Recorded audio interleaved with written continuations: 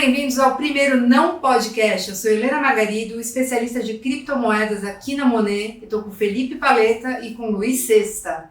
E hoje nós estamos aqui para debater os temas mais aleatórios do mercado financeiro. Vamos ao primeiro tema de hoje, que é Anitta no Conselho de Administração do Nubank. Rapazes, o que temos a comentar sobre isso? Pode começar, Sesta. Bom, quando a gente pensa em conselho de uma empresa ou de uma organização, a gente está inicialmente pensando em pessoas com características complementares, né? Que precisem agregar algum valor com relação ao conhecimento que eles têm aos executivos da empresa, né? Então, pensando por esse lado, talvez o Nubank quis realmente trazer um pouco dessa característica de influenciadora da Anitta para dentro do Nubank. É uma opção. Não sei se foi exatamente isso que eles pensaram, mas pode ser por aí. Eu vi especialmente com dois movimentos. Acho que o primeiro é esse tema ESG, né? Está muito em voga, as empresas querem trazer essa associação com as pessoas. O Nubank sempre tentou dar essa cara, né, mais personalizada. E outra, acho que tem uma mais estratégica que pensa no negócio. O Nubank quer abrir capital lá fora do país e eu acho que isso passa. A Anitta é uma representante do Brasil lá fora, né? Então traz um pouco dessa diversidade e mostra para o investidor estrangeiro essa proposta de valor, né, de alinhamento, de governança social. Acho que desse ponto de vista facilita para a empresa captar um valuation mais alto lá na frente. Tá, mas vamos aos temas polêmicos, então. Mais interessante com relação ao tema da Anitta foi a quantidade de pessoas que foram no perfil da Anitta pedir para aumentarem o limite do cartão de crédito do Nubank. Esse foi mais E eu acho que a discussão, se isso acontecer, acho que a discussão lá na frente é ela sentir impacto na discussão depois em provisão para devedores duvidosos. Vamos ver o que vai sair lá na frente. Então eu fico me perguntando mesmo como que ela vai opinar em temas mais técnicos, né, que são submetidos, tradicionalmente submetidos ao Conselho de Administração, né? Então, o que vocês têm a dizer sobre isso? Como que ela vai avaliar aí provavelmente ela não vai opinar, ela vai opinar naquilo que ela acredita poder agregar para a empresa. Acho que não tem como opinar em determinados temas que não são da competência. Eu acho que é muito igual o papel do Brasil nesses organismos internacionais, né? Vai lá fazer aqueles 5 minutos de introdução, de apresentação e acabou. Se limita a isso. Eu fico me perguntando por que ela foi parar no Conselho de Administração e por que eles não fizeram um movimento como a Ambev fez, né? Que levou ela para, não sei se diretoria de inovação ou diretoria de marketing. Mas ela fez parte ali ou faz ainda parte de uma diretoria da Ambev, né? No documentário dela fica bem claro e ela dá uns pitacos legais até, assim, a mulher é boa, cara, a mulher é bacana. É que pelo menos a minha visão, eu acho que está muito alinhado com o que eu falei aqui no primeiro ponto. Eu acho que lá fora, para o investidor estrangeiro, você colocar um assento no conselho de administração tem um peso mais representativo, assim, dela ter uma voz mais ativa, dela conseguir impactar num quórum menor do que se ela estiver dentro da operação, onde você tem uma diversidade ali de cabeças na gestão muito maior. Né? Mas se fosse num cargo executivo, a participação dela seria muito, assim, precisaria ser uma presença muito grande, né, dentro da empresa. Quando você está em alguma posição executiva, o conselho provavelmente vai se receber alguns relatórios, vai acompanhar meio de longe a operação. Acho que casa muito mais com a agenda da Anitta, cantora, artista. Se ela tivesse que entrar para dentro da operação, ela ia parar de cantar. Pode ser que agora na pandemia desce, né? Mas depois, quando voltar a ter show, esquece. Agora, pensando um pouco, pegando o gancho aqui na questão de brasileiros fora do Brasil, estrangeiros aqui no Brasil, a gente teve, né, nesse ano o IPO da Coinbase, mudando de pato para ganso aqui. A gente teve o IPO da Coinbase num valuation bem alto, uma captação bem relevante lá fora. E agora, recentemente, né, nos últimos dias, SoftBank anunciou o valuation do mercado Bitcoin em 2,1 bi de dólar. E quanto que eles investiram, Coleta? 200 milhões de dólares. 200 milhões de dólares no mercado Bitcoin. E aí a gente estava traçando alguns paralelos antes aqui, de começar a nossa conversa, entre mercado Bitcoin, Coinbase, e o que temos a comentar sobre esse valuation e sobre o Brasil como representante aí de exchanges de criptomoedas lá fora.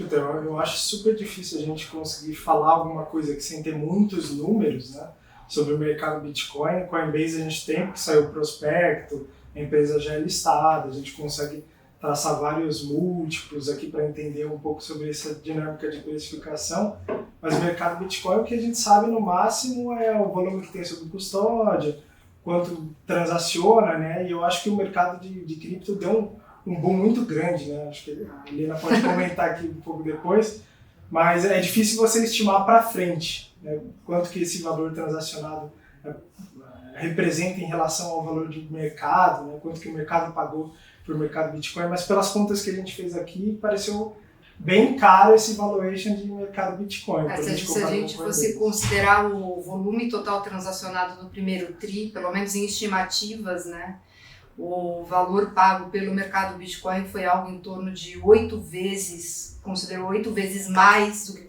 consideraram um valuation da Coinbase, né? É claro que a gente não sabe qual que é a margem, qual que é o resultado operacional de mercado Bitcoin, que talvez justifique, né? Porque aqui as taxas são muito caras, né, no mercado Bitcoin. São as mais, não sei se são as mais caras do mercado, mas está entre as mais caras do mercado e eles nunca baixaram. Isso deve ser muito provavelmente uma jabuticaba brasileira, porque até a B3 cobra os preços mais altos também do mercado em qualquer parte do mundo. Às vezes quando chega a um valuation dessas empresas, que tem muita dificuldade de a gente obter os números, etc., eu sempre tento pegar um pouco no limite dos investimentos necessários para você replicar essa mesma operação, né? Obviamente que quando a Coinbase e as outras exchanges estavam sendo criadas, o volume financeiro necessário era bastante pequeno, né? Vai evoluindo e aí é aquele efeito Tostines, né? Você não sabe se vende mais porque está fresquinho porque vende mais. E é o que acontece com o efeito de rede com vários outros modelos de negócio, né? O Facebook, será que alguém não conseguiria criar, por exemplo, um Facebook, uma rede social? Conseguiria, mas o fato é que as pessoas foram usando, que chamaram outras que foram usando, chega um tamanho tal que é impossível mais fazer frente e competir, né, com essas empresas. Uma coisa que eu acho curiosa é o seguinte, esse é o ano de grandes IPOs e grandes valuations de empresas de cripto, né? Mas a gente também, da forma que eu enxergo o mercado e a forma como isso vem se repetindo desde que eu estou nele, desde 2012, o mercado de cripto ele é muito sazonal, né? E ele é sazonal por quê? Porque existe um evento no Bitcoin chamado halving a cada 4 anos e você tem movimentações ali, algumas semanas pré-halving, algumas semanas pós-halving, até chegar a máximas históricas e depois um longo período de correção. E isso aí se confirmou durante 3 bull runs que a gente viveu até hoje. E assim, eu acho, é óbvio, né, que tudo isso ia sair agora nesse ano porque o mercado está quente, porque se fala muito em cripto. Estima-se que, de uma notícia hoje, que 17% dos norte-americanos está investindo em Bitcoin hoje em dia, em pelo menos uma fraçãozinha de Bitcoin. E aí, Cesta, você como especialista em startups aqui na Monero, qual que é a tua impressão sobre modelos de negócio que contam com mercados tão sazonais assim? Porque não é mercado de commodity, que você tem uma safra por ano, pelo menos. Você tem uma safra, entre aspas, de cripto a cada 4 anos. E aí? Como é que fica isso para o investidor, né? Os modelos de negócio de startup geralmente funcionam da base do quanto que aquele consumidor que você adquire, aquele cliente que você adquire vai deixar de resultado ao longo do tempo dentro de uma empresa e qual foi o custo que você teve para adquirir aquele cliente, aquele consumidor, né? Então, essa vai ser a conta básica de todo startup que vira operar num mercado tão volátil e sazonal. muito provavelmente, para simplificar, algumas contas que vão ser feitas estimando qual que é o custo de aquisição de um cliente para aquela base e quanto que ele deixa de dinheiro num ciclo de mercado. Esse pode ser um ponto inicial do valuation de uma startup, né? Considerando que você perca esse cliente numa próxima rodada, num próximo ciclo, acho que esse pode ser um ponto de partida interessante. E eu acho que tem um ponto importante também, nessa mesma linha do que o Cesta comentou, que muitas vezes em determinados mercados esse custo de aquisição já está dado, né? Então, como que você muda esse valor no tempo que você consegue receitar do seu cliente? Você tem várias fontes de receita, né? Então, você vê o mercado do Bitcoin, ele surgiu com poucas criptos e hoje tem várias coisas lá dentro, consórcio, até cota de consórcio. Eles têm um modelo de diferenciação, isso a Coinbase não tem, isso é importante lembrar também. Eles têm um modelo de diferenciação de receita porque eles trabalham com tokenização de ativos. A Coinbase ainda não trabalha com isso. Não sei se está nos planos deles ou não trabalhar com isso, mas eles têm esse modelo de diversificação. E aí tem umas notícias, né, antes do SoftBank investir, quando a GP investiu no mercado Bitcoin, eles já estavam cogitando fazer um IPO, possivelmente no segundo semestre desse ano. E o que leva ao nosso próximo tópico de IPOs, né? Recentemente a gente teve Get Ninjas, que é uma startup, ou na acepção de startup abrindo capital na bolsa aqui, teve alguns outros movimentos. E o que tem aí pela frente, Paleta? O que a gente está olhando daqui para frente aqui no Brasil? Putz, eu acho que, assim, primeiro eu acho o IPO muito difícil, eu acho que tudo isso que você comentou aqui, do que você pode olhar em uma startup, é muito difícil no processo de abertura de capital de uma empresa, você conseguir ali em poucas semanas, no máximo um mês, conseguir abstrair do volume de informação que eles dão para você no prospecto, dali 2, 3 anos de resultado. Muitas vezes tem essa questão sazonal de um setor que está no boom, você não consegue interpretar muito bem como essa empresa vai reagir, né, em um período de recessão, por exemplo. E no caso de Get Ninja, você pega um modelo de startup que mudou muito, né, de um ano para o outro, fica difícil você interpretar. Tem pandemia, exato, né? Você não sabe se as mudanças na operação já conseguiram refletir no financeiro, tá, da empresa. Eu acho que isso é o que o investidor tem que tomar muito cuidado nos IPOs, mas, obviamente, sempre tem coisa boa, assim, de acompanhar. Acho que, principalmente no segmento de commodities, né, eu acho que até comentando agora, eu estou lembrando, assim, muito se comenta lá na corrida do ouro que quem ganhou dinheiro de verdade foi quem vendia pá. E eu acho que, assim, todas as empresas que estão no ecossistema ligado no setor de commodities, vendendo fertilizantes, sementes, são empresas assim que eu estou olhando com bons olhos. Mas eu acho que o investidor tem que tomar cuidado, assim, tem muita coisa cara. A minha dúvida, assim, principalmente olhando assim num ciclo, né, de uma empresa que nasce pequena e vai crescendo organicamente, com investimentos, com dívida, etc. Cesta, o que você acha? Captar dinheiro na bolsa hoje, abrir capital no Brasil, é um processo mais fácil do que foi no passado? Ele é mais barato do que foi no passado? Ou a gente ainda sofre tantos entraves? Porque se você for ver nos Estados Unidos, a quantidade de companhias que abriram capital lá é infinitamente maior do que aqui. Não, né? só a quantidade, mas lá existe uma esteira, né? Não é que para, depois volta a captar novamente, a abertura de capital. Eu acho que isso faltava aqui no mercado brasileiro, né? Quando, sei lá, 5, 10 anos atrás, quando uma empresa vinha e viu, nossa, a empresa tá vindo, vai ter abertura de capital, bolsa bombando e tal. Hoje não, hoje a gente tem dezenas aí a cada trimestre, em alguns momentos a cada mês. Então acho que a gente, com esse amadurecimento, né, em termos financeiros, mercado de capital, a gente tem que começar a não mais tratar o IPO como uma coisa esporádica, que vai acontecer de vez em quando, mas algo que fica aí como uma maneira que as empresas vão cada vez mais utilizar para se financiar. Isso acontece muito lá fora e é natural que com o amadurecimento do mercado aqui a gente também tenha essa esteira de IPOs acontecendo com uma certa regularidade. Óbvio que taxa baixa de juros ajuda, acho que não vai subir a patamares que a gente via anteriormente, que impedia qualquer empresa de abrir realmente capital, mas acho que tem grandes chances de a gente começar a achar que a IPO é um negócio normal, natural, tranquilo, que é da vida, uma das maneiras que a empresa tem para se financiar. Um passo evolutivo assim, dentro da vida da empresa. Mas vocês acham qual é a impressão de vocês, que nos últimos 10 anos a gente o mercado de capitais brasileiros ficou mais maduro do que era, a gente está 2021 versus 2011, por exemplo? Eu acho com certeza, assim, porque se você pega a própria história do mercado de capitais nos Estados Unidos, quando que ele começa a se desenvolver assim uma velocidade mais rápida?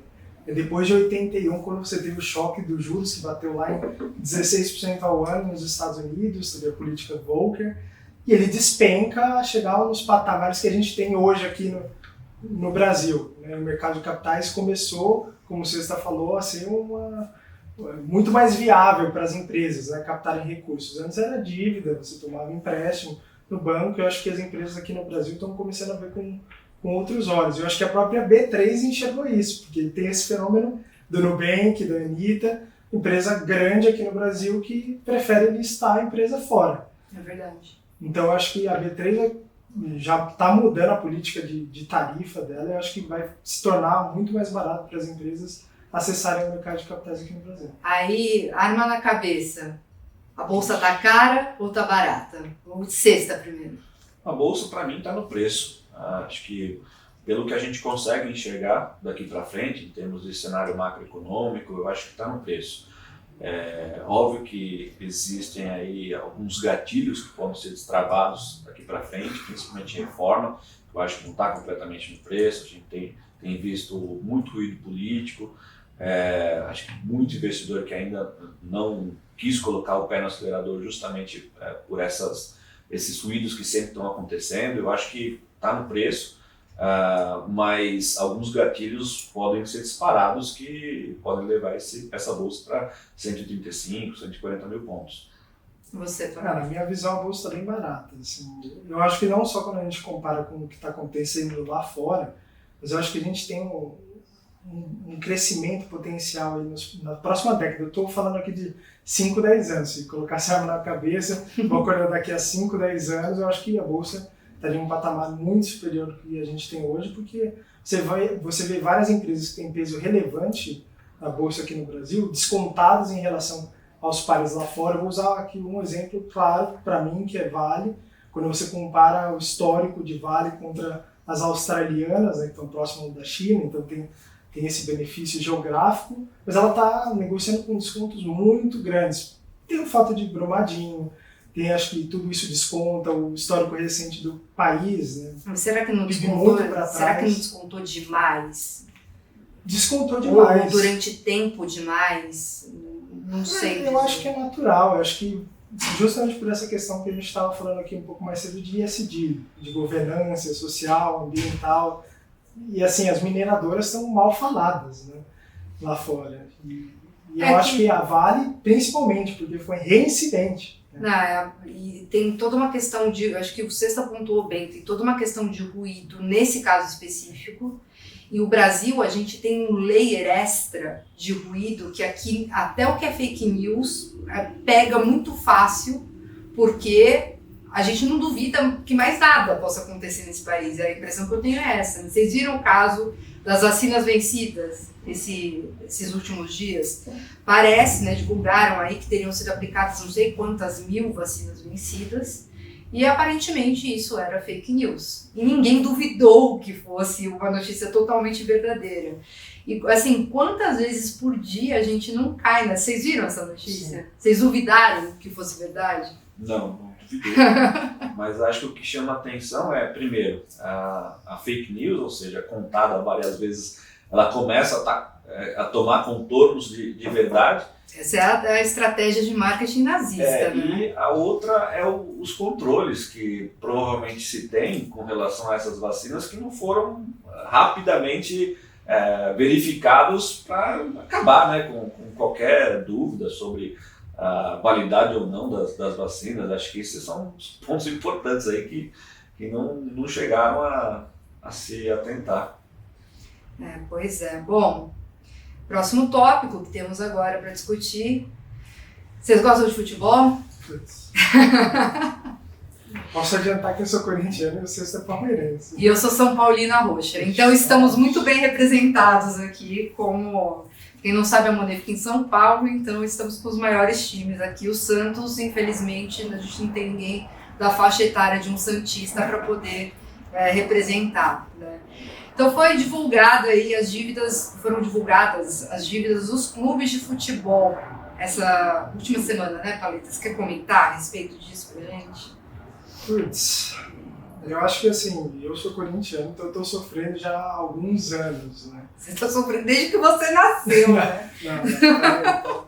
Porque a Helena, a gente estava conversando aqui um pouco antes, ela até perguntou, você acha que tem uma correlação entre dívida, volume de dívida de um time e títulos? E eu acho que não tem correlação, porque quem é corintiano sabe, nos últimos 10 anos a gente ganhou bastante coisa. Quem é São Paulino sabe que a gente só ganhou um paulistinha aí, sofrido. Então eu acho que dívida não explica muito, mas eu acho que é bem difícil, assim, quando a gente lê esse tipo de notícia, a gente tem que tomar um pouco de cuidado, né? Assim, porque o que é essa dívida? O que está ali no balanço, o que não está no balanço? Você pega o exemplo do Corinthians, você vê lá o que estava registrado nas matérias que saíram Quanto que está a dívida do Corinthians? Putz, hoje o endividamento do Corinthians, passivo de longo prazo, mais o de curto prazo, dá 1,2 bi. Mas isso é o que está no balanço. Né?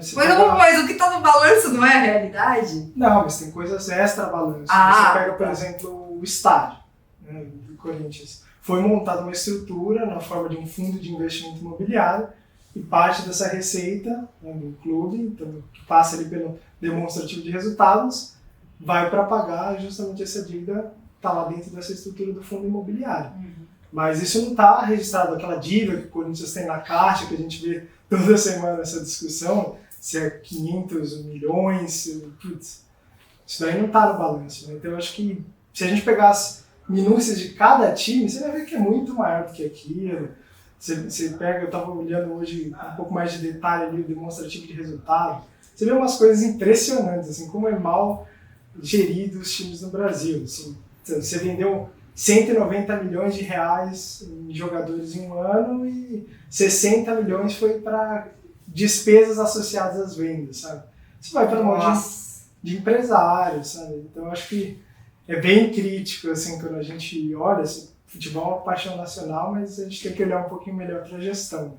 Então, eu não sei o quão sensível você é a esse tema, mas assim... Não, acho que com relação ao endividamento, acho que a gente não pode esquecer o fato de que a gente está vivendo uma pandemia e uma parcela, obviamente, que não é tão grande assim quanto os direitos de televisão, etc., mas os estádios não estão completamente vazios, né? Não pode ir ninguém no estádio, e é uma parcela que tem aí sua considerável a receita de vendas de ingresso? É considerável? Não é assim onde os times conseguem fazer grande parte do dinheiro, mas é uma parcela que, para times que já são bastante endividados, qualquer dinheiro que para de entrar é algo que uma folha salarial que você não consegue mais pagar, né? Você faz todo sua estratégia, contratação de jogadores com base em um balanço que não vai acontecer. Então acho que a gente precisa fazer um recorte aí nesse momento, porque tem uma parcela das receitas que não estão vindo. A maioria dos clubes conseguiram renegociar um pouco da folha salarial com os atletas, mas mesmo assim as receitas caíram. Aliás, o setor de entretenimento inteiro, né, assim, isso é verdade. Foi afetado. Você pega a verba de televisão, praticamente o Corinthians não estava receitando bilheteria, isso já antes da pandemia, né? Justamente para pagar o estádio. Dependia da verba de patrocínio da TV. Assim, e elas não estão conseguindo pagar os clubes, né? Estão renegociando. Então imagina o tamanho do buraco. Bom, assim, receita de título, né, de prêmio por título. São Paulo, se dependesse disso, estava lascado também. Você acha que se o Palmeiras ganhar um Mundial, ele melhora um pouco? Não, o Palmeiras já ganhou o Mundial. O Palmeiras já ganhou o Mundial. Então, há controvérsias, eu não sei se você sabe. Não, sei não. Tem muitas controvérsias a respeito disso, né? Então... Mas enfim, e para terminar, vocês acham que existe aí uma vertente que acredita que no momento que a gente tiver uma reabertura, o setor de entretenimento não é que vai aquecer, é que ele vai explodir, né? Que a economia do país iria explodir. Qual que é a impressão de vocês a respeito disso? O que vocês acham? Então, eu acho que se a gente enxergar viagem como entretenimento e tudo que está associado a entretenimento, né, uma viagem em cidades turísticas, você tem esse consumo, eu acho que esse é, na minha visão, o principal. Agora, show, teatro, eu não sei, porque eu acho que as pessoas vão ficar receosas por um bom tempo. Assim, pelo menos essa é a minha visão. Mesmo todo mundo vacinado, acho que você vai ter um cuidado, mas... Jogo de futebol. Futebol, 100%, certeza. O que você acha, César? Acho que esse é um dos riscos que a gente tem que levar em consideração daqui para frente, que é realmente o reaquecimento, né, do setor de serviços. Porque quando o setor de serviços reaquece, é inflação na veia, né? Se você não consegue dar vazão a essa vontade das pessoas de retomarem o ritmo normal, aumento de preço é um negócio que vem rapidamente. Acho que precisa ficar bem atento, porque... aquela cervejinha e pizza na frente do estádio. O litrão com pernil vai ficar mais caro. Com certeza. A gente já viu, inclusive, nas últimas pesquisas Focus, em todos os IPCAs, cada vez mais para cima, né? Acho que esse é um ponto de atenção aí que a gente precisa ter. Então tá certo. Bom, muito obrigada aos dois. Encerramos aqui o Não Podcast. Nosso podcast, como vocês podem ver, mais aleatório do mercado financeiro. E a gente se vê na próxima. Até!